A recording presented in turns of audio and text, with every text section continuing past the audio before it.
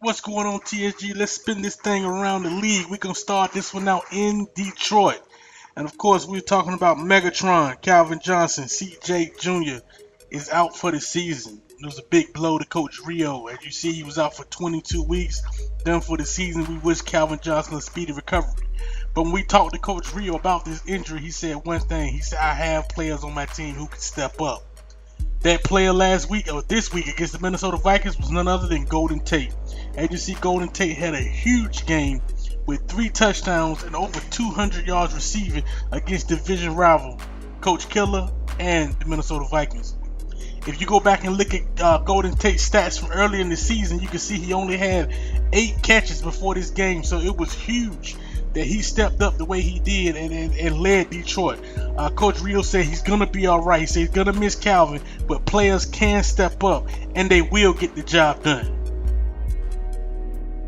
Next up, we're going to take y'all back to the Carolina Panthers. We spoke to y'all about them in episode 1. I told y'all I was going to keep up with them. As you can see, he has now reeled off 7 wins in a row. He's second place in the NFC South behind only the undefeated New Orleans Saints. Coach Beto has been on fire. As you look at the stats, Cam Newton is leading the way, being very efficient with 16 touchdowns, just 9 interceptions. Ryan Matthews is the horse is running the ball.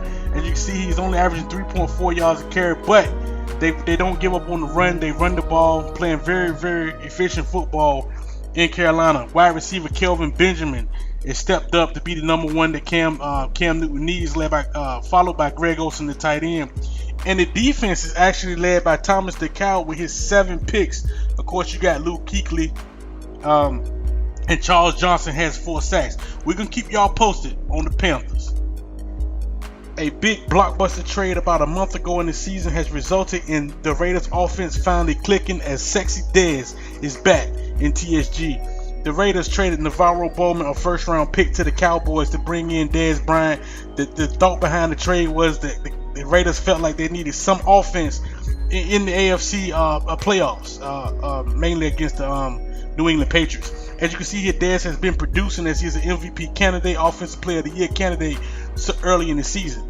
When the Raiders bought in Dez, it was said that Coach Bo told Dez simple. He said, I have got division titles without you. I have made the playoffs without you. I have won MVPs without you. I have been to AFC Championship games without you. What I haven't done without you is 1, beat Ninja, 2, go to the Super Bowl. Dez Bryant said he know what he got to do, and he's here to do the job. He's back. After 0-3 start, Coach Cincy Life is back. He's read off 4 wins in a row to put himself one game behind the division leading Pittsburgh Steelers. As you can see last week in a big division game where it was almost like I ain't gonna say a must win, but he needed to win.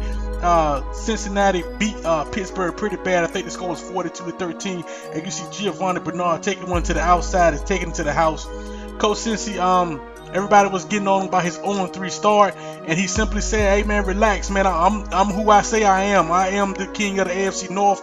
And if you see AJ Green going by the cornerback for a touchdown, he proved it. So Cincy is back in the North. As you can see here, he's 1 game out of first place.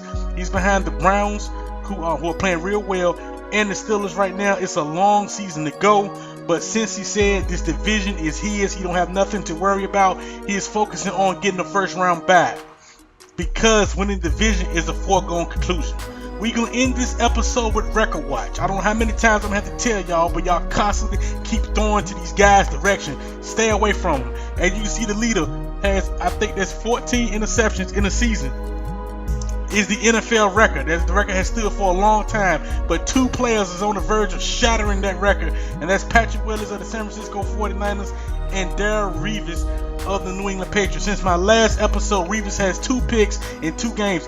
Don't throw the Revis side of the field. Find out where he at. Just stay away from that side of the field. That these guys we're gonna keep y'all posted and see which one is gonna break that record. But that's it for this week from around the league, y'all. Peace.